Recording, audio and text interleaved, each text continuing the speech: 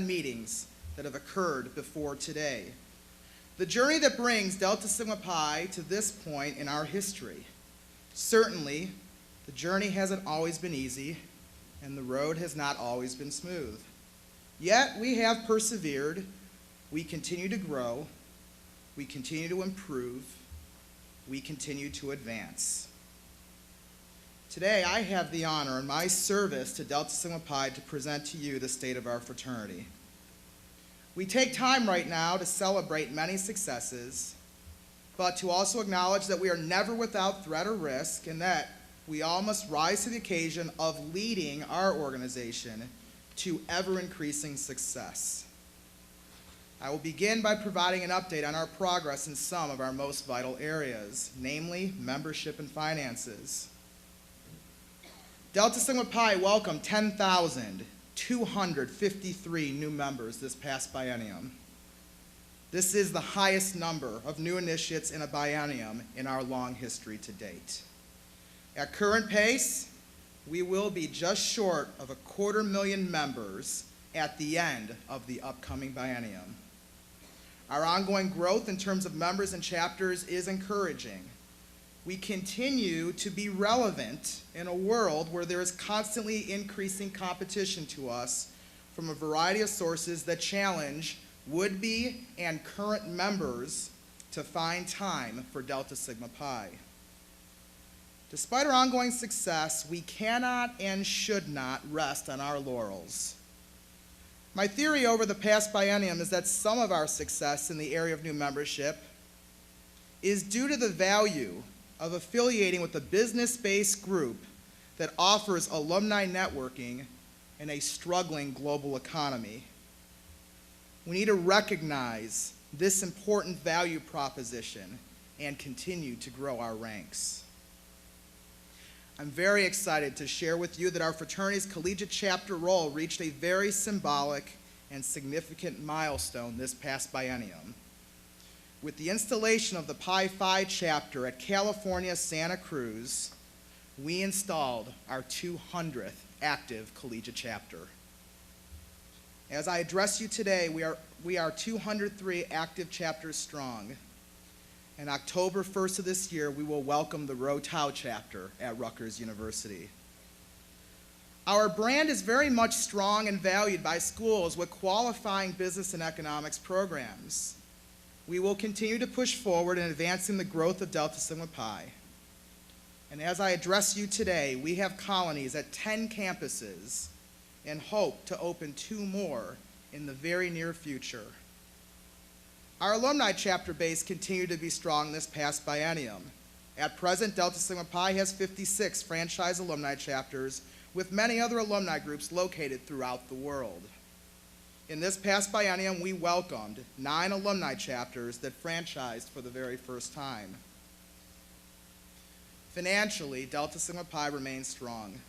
We continue to carry no debt and have been able to continue to provide the same high level of services to our membership. Despite the great toll that our nation's recession had on our National Endowment Fund, we were able to stay the course and closed this past fiscal year with our National Endowment Fund at its highest level ever. I will note that I wrote that before this week. Despite an increase in technology services to our members, we have been able to continue operating at the same level of dues and fees throughout this past biennium. The positive financial news is particularly notable because of the central office renovation that completed this past biennium. We started the biennium in the midst of the largest project Delta Sigma Pi has ever undertaken, a full renovation of our national headquarters, museum, and archives. Our current central office was established in Oxford, Ohio in 1956, with a 2-wing addition being completed in 1970. As our fraternity has continued to grow, the demands on our archives and museum, as well as the workspace that our staff requires to maintain our operations, have increased dramatically. Last August, fraternity leaders, volunteers, and present and past staff gathered to rededicate our central office. I am pleased to report to you that this project not only completed on budget, but that all of us now have available to us a national headquarters and museum that truly represents the professional and fraternal character of Delta Sigma Pi. In addition, despite ongoing displacement of our central office staff during the renovation, fraternity operations remain largely uninterrupted through this 2-year project. And I am personally grateful to our staff, led by Executive Director Bill Schilling, for the ongoing resilience and patience that they demonstrated throughout this project. The resilience of our staff is particularly noteworthy given many unexpected challenges that occurred in the past biennium. And one such challenge was the unexpected change in our national liability policy.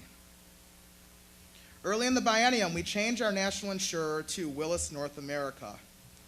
The change was necessary as our former insurer had decided to exit the fraternal insurance business.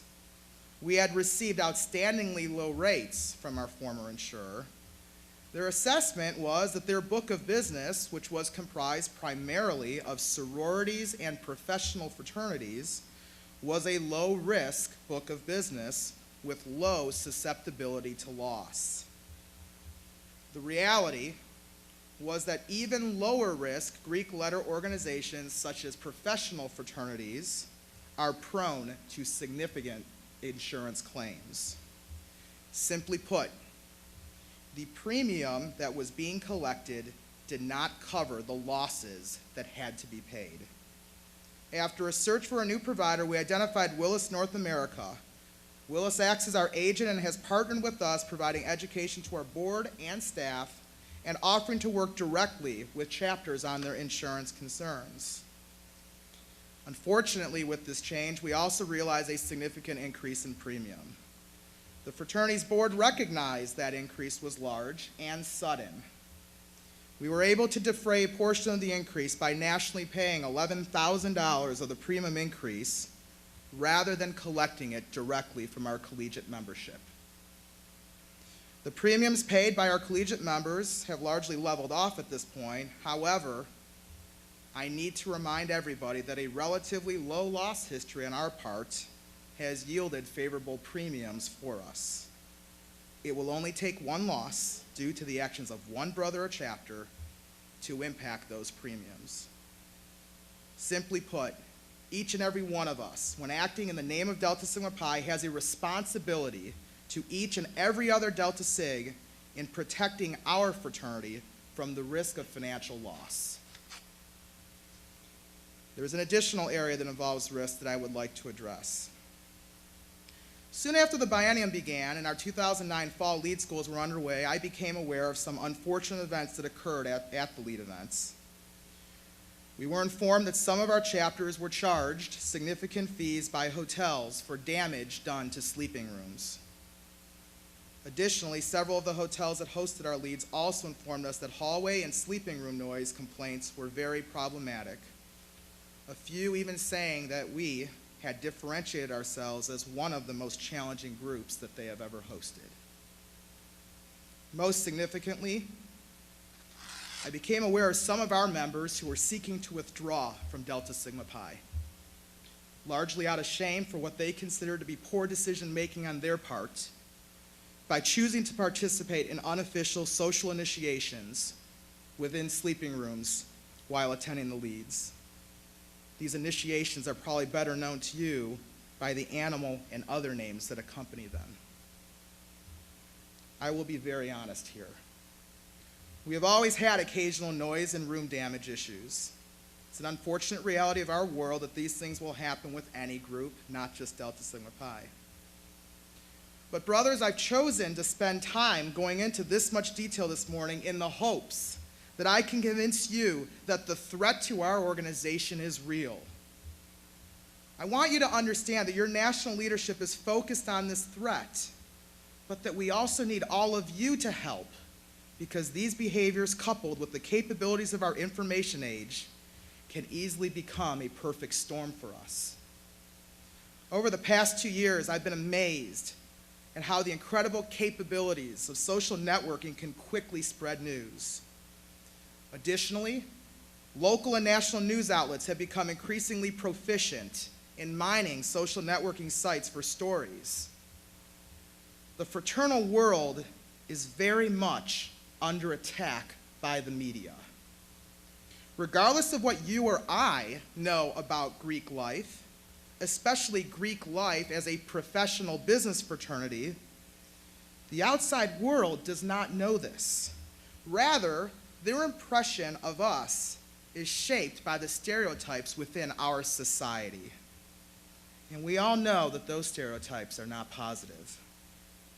Very simply, our brand as a reputable and worthy professional fraternity is threatened by the combination of activities of a subset of our members and the communication capabilities of the world around us. It is for these reasons that I engaged the board of directors to develop a plan to better respond to this threat.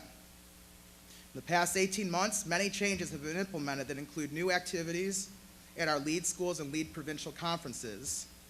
Specifically, we have added targeted announcements to the opening and closing sessions. We are now hiring our own security. Fraternity leaders are actively engaged by hotel staff and hired security to respond to problems. And all attendees to our national level events are now required to read and sign a statement of conduct. I stated earlier that I need your help. By virtue of our oath as brothers, we are all bound to do many things that apply to this particular situation. Our oath obligates us to not only advance the fraternity, but to protect it through compliance with its policies and through looking out for our brothers. In this context, it means making decisions that respect those that are in sleeping rooms around us, and it involves acting thoughtfully and responsibly in rooms and hallways, all while trying to still have some good social fun. I need all of our members to be aware of this challenge, and I implore everybody's support in guiding and leading each other to make decisions that do not hurt our fraternity or any of our fraternity brothers. To round out my address to you, I would like to turn our attention now to the many good and worthwhile accomplishments of the past biennium. The accomplishments that I outlined this morning are by no means a full accounting of what we all have accomplished. They are, however, some of our significant achievements. It is my goal to not only make you aware of them, but to also at this time thank each and every one of you for the sacrifices of time, talent, and treasure that you've provided to Delta Sigma Pi in this past biennium.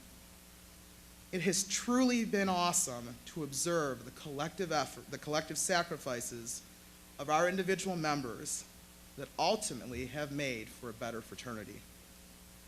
Early in the biennium, a work group investigated perceptions and behaviors within Delta Sigma Pi as they relate to our diversity as an organization. Through this effort, we confirmed that we are and continue to be a diverse organization. Many of us have heard about the challenges of our organization in our earlier years with recognizing certain people on the basis of their religious beliefs. And we all know that we were able to break down the wall that divided us on the basis of religion. With the passing of time, we've broken down many more walls that separate us, whether the walls be related to race, gender, sexual preference, disability, and any other differentiating factor that you can think of. With the exception of the requirement of being a business or economic student, we welcome all people to our membership. One output of our efforts in diversity was a newly written welcoming statement that is now found in our materials, most especially on our website and in our pledge manual. It is clearly communicated to all, members or not, that we are an inclusive and diverse organization. At some point this week, I ask all of you to look around. You will see 800 plus unique and special people, all of whom bring us valuable service and insight. Be proud. You are part of an organization that values the worth of all human beings and that has progressively challenged the social and political pressures that also often impede the progress of other organizations and the world around us. One other very active group this biennium was the Ritual Task Force. Without a doubt, the most valuable aspect of our fraternity is the ritual that binds all of us together. Our first standard ritual was adopted in 1921, and from that day forward, our ritual has evolved. We've generally modified small pieces of it at a time. The Ritual Task Force took a more holistic look at our ritual and have advanced a number of proposals that we will consider later today in an attempt to correct ambiguities, provide additional clarity, and respond to some of the pressures of the present day. The proposals were also motivated in many cases by feedback that was gathered as the task force delivered educational presentations at Leeds and via our e-learning capability. I believe that 2 years later, our membership is more aware of ritual and better informed as to its intent and history due to these efforts. Now, I would like to turn my focus to the achievements of our national committees. Our National Community Service Committee continue to focus on uniting us all in our call to serve the communities around us, particularly through our nationally recognized initiatives with the American Red Cross's blood collection effort. In the fall of 2010, Delta Sigma Pi was recognized as one of 10 finalists in the National Make a Difference Day program. Our selection out of over 3,000 participants in Make a Difference Day makes us the first and only Greek letter organization to receive this honor in the over 10 years of that program's existence.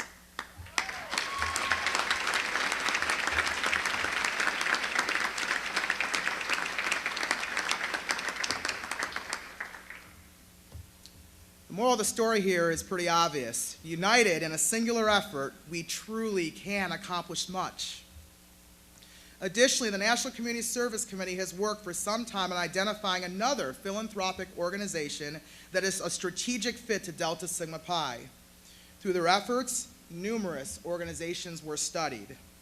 Recently, the National Committee has embarked on a due diligence effort around partnering with College Summit, a charitable organization that seeks to provide assistance and mentoring to low-income students who seek to realize the dream of a college education. The very nature of College Summit's mission, as well as their own strategic goals, align well with Delta Sigma Pi. Over the next biennium, we will continue to evaluate each other as an ongoing partnership. And the National Community Service Committee is available to you throughout the rest of this convention to learn more about College Summit. Excuse me. The National Scholastic Development Awards Committee continued ongoing promotion and education about our awards program. We continued our past trend of increases in award submissions. With approximately 850 total chapter award submissions this past biennium, indicating a 19% increase over the previous biennium, this is certainly a positive trend. However, we are still short of our ultimate goal of having all of our chapters participate fully in our awards program. 302 submissions were received for the Collegian of the Year program, representing a 7% increase over the previous biennium. This is approximately 100 applications short of our goal to have all chapters submit a Collegian of the Year application on an annual basis. A referral to the awards committee to be completed early in next biennium will be a 10-year service award to recognize a milestone of service that is achieved by our younger alumni.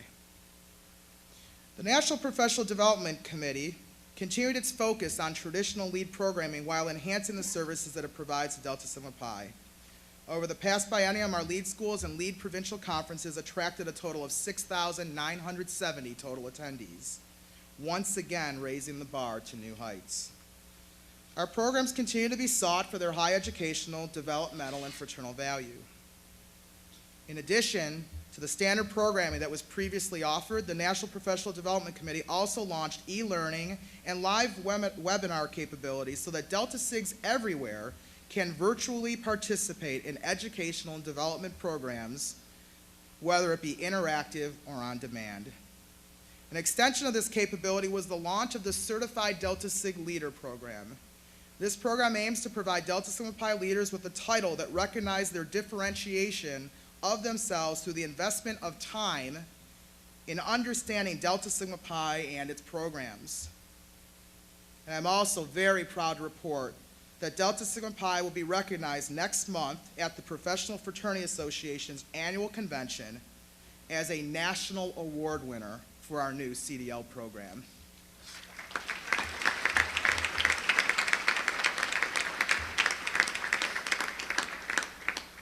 Finally, I'm grateful to the National Professional Development Committee for the investment of their time into producing development activities for our board of directors.